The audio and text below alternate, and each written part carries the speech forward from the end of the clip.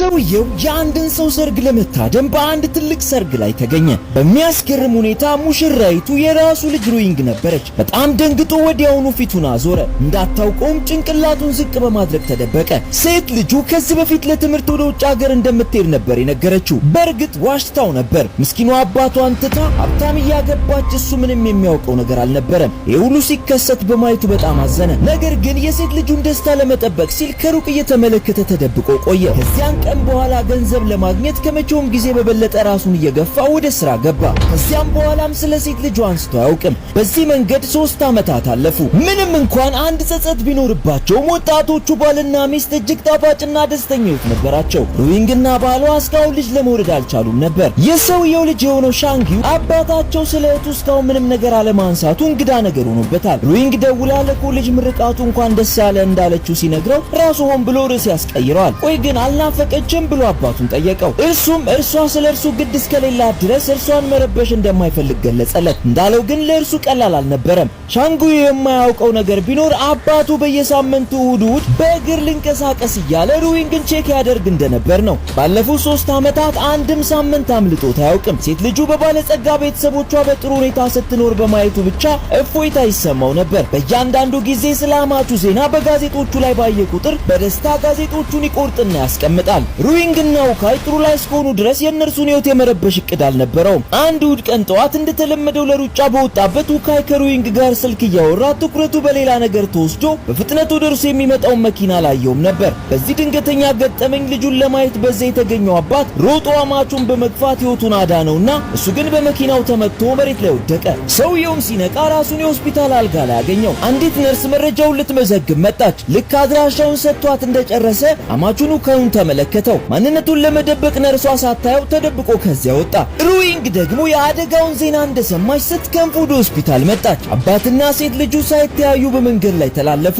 ባሏ ደህና መሆኑን ካረጋገጠች በኋላ በረጅሙ ተነፈሰች። ሆኖም ግን ባሏን ያተረፈላትን ሰው በአካል አግኝቷ ለማመስገን ባለመቻሏ አዘነች። ወይዘሮ ጂያንግ አንድ ሰው የአንድን ሰው ሕይወት ካተረፈ በኋላ ምንም ሳይል እንዴት ይጠፋል ስትል ግራ መጋባቷን ገለጸች። አቶ ዩንግ ደግሞ ሕይወቱን ስላተረፈለት ውካይ ሰውየውን በአግባቡ ሊያመሰግነው እንደሚገባ ተሰማቸው። በፍጥነት ስታስብ ሩዊንግ ደግሞ ሆስፒታል የሰውየው ሙሉ መረጃ እንደሚገኝ አስተዋለች። ውካይም ነገሩ ትርጉም የሚሰጥ ሆኖ ስላገኘው ጊዜ ሳያባክን የሰውየውን አድራሻ ከሆስፒታል መዝገብ ላይ አገኘ።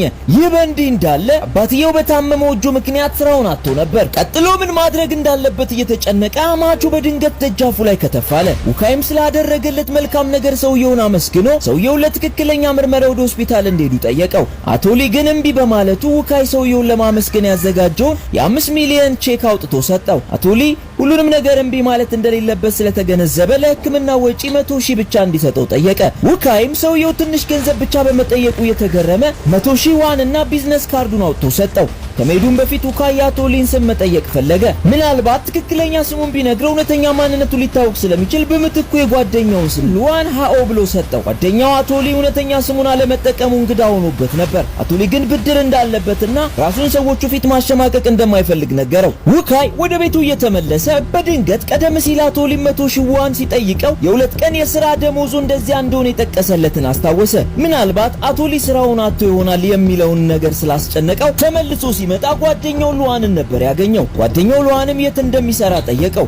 እርሱም እጁን በመታመሙ ምክንያት ስራውን እንዳጣ ለውካይ ነገረው። በኋላም ሩዊንግ የባሏን ሕይወት ያተረፈው መልካም ሰው በእርሱ ምክንያት ስራውን እንዳጣ ስትሰማ ለባሏ ድርጅታቸው ውስጥ ቀለል ያለ ስራ እንዲፈልግለት ሐሳብ ሰጠችው። ድርጅቱም በአጋጣሚ የጥበቃ ሰራተኛ እየፈለገ ስለነበር ውካይ እንደለመደው አቶ ሊንንም ስራ እምቢ እንዳይለው ስለፈራ ጓደኛውን እንዲያግባባውና እንዲያሳምነው ጠየቀው። አቶ ሊ የጥበቃ ስራ ወራዊ ደሞዝ 1.5 ሚሊዮን ዋን እንደሆነ ሲሰማ ያለምንም ማቅማማት ለመቀጠር ተስማማ። ለሱፐርቫይዘሩም ውካይ አስቀድሞ ስለነገረው አቶ ሊ ለቃለ መጠይቅ ሲመጣ በቀጥታ ስራውን እንዳገኘ ተነገረው። አቶ ሊንም ወደ ልብስ መቀየሪያ ወሰደው። ልብሱን እንዲቀይርና አሁኑኑ ስራውን እንዲጀምር ነገሩት። አቶ ሊም በጣም ተደሰተ። ነገር ግን በድንገት ከኋላው ውካይን ሲመለከት ስራውን ያስቀጠረው እሱ እንደሆነ ሲረዳ በድንጋ በድንጋጤ ልብሱን ጣለው። ስራውንም እንደማይፈልግና ውካይ ከዚህ በኋላ በህይወቱ ጣልቃ እንዳይገባ በቁጣ ነገረው። እንግዳ የሆነው የአቶ ሊ ምላሽ ውካይ ስለ ሰውየው የበለጠ ጉጉቱ እንዲጨምር አደረገው። አቶ ሊም የውካይን ጉጉት ሲመለከት የበለጠ ስለ እርሱ እንዳይቆፍርና ሚስጥሩ ላይ እንዳይደርስ ስለፈራ ስራውን ተቀብሎ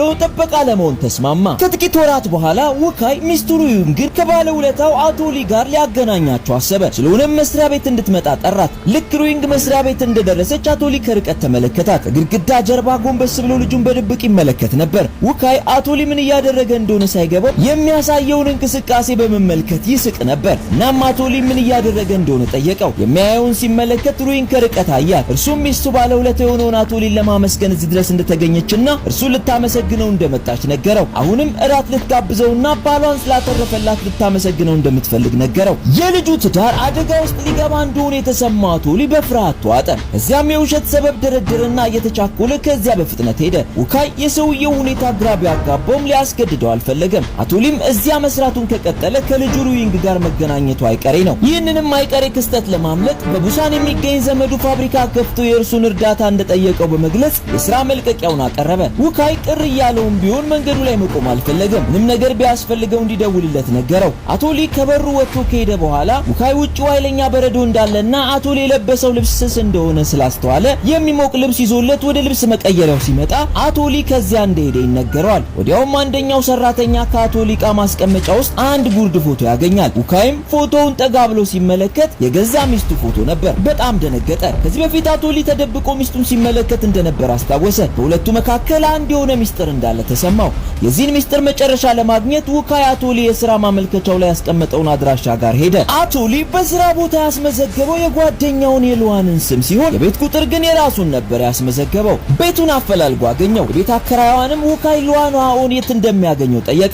እሷ ግን የተከራዩ ስም ሉዋን ሃኦ ሳይሆን ሊ ሳምጄ እንደሆነ ነገረችው። ስሙን ሲሰማ ውስጡ ቅርቅር አለበት። ምክንያቱም የሟቹ አማቱ ስም ሊ ሳምጄ ነው። አከራዩም ጨምራ ድሮ ከሴት ልጃቸው ጋር ይኖሩ እንደነበር፣ ሆኖም ወደዚህ ከመጡ በኋላ እሱና ወንዱ ልጅ ብቻ እንደሚኖሩ ነገረችው። በውካይ አእምሮ ውስጥ አንድ እንግዳ ጽንሰ ሐሳብ መፈጠር ጀመረ። አቶ ሊ አማቱ ይሆን እንዴ? ግን ደግሞ ሚስቱ አባቷ እንደሞተ አረጋግጣ ነግሯለች። ጥርጣሬዎቹ እያደጉና እየጠነካከሩ መጡ። በመሆኑም ውካይ ስለ ሚስቱ የቤተሰቦች መዝገብ ታሪክ ለማጣራት ወደ ፖሊስ ጣቢያ አመራ። የዚያን ጊዜ ነበር አስደንጋጩን እውነት የደረሰበት። በቀጣይስ ምን ይፈጠራል? እንደተለመደው ቀጣዩ ፓርት ወደ እናንተ እንዲደርስ በመጀመሪያ የመደመር ምልክቱን ተጫኑ። ቀጥሎም ፓርት 2 ብላችሁ ጻፉ። ሁሌም ምርጡን ለእናንተ። ቤስት ሙቪስ ሪካፕ። ይመቻችሁ።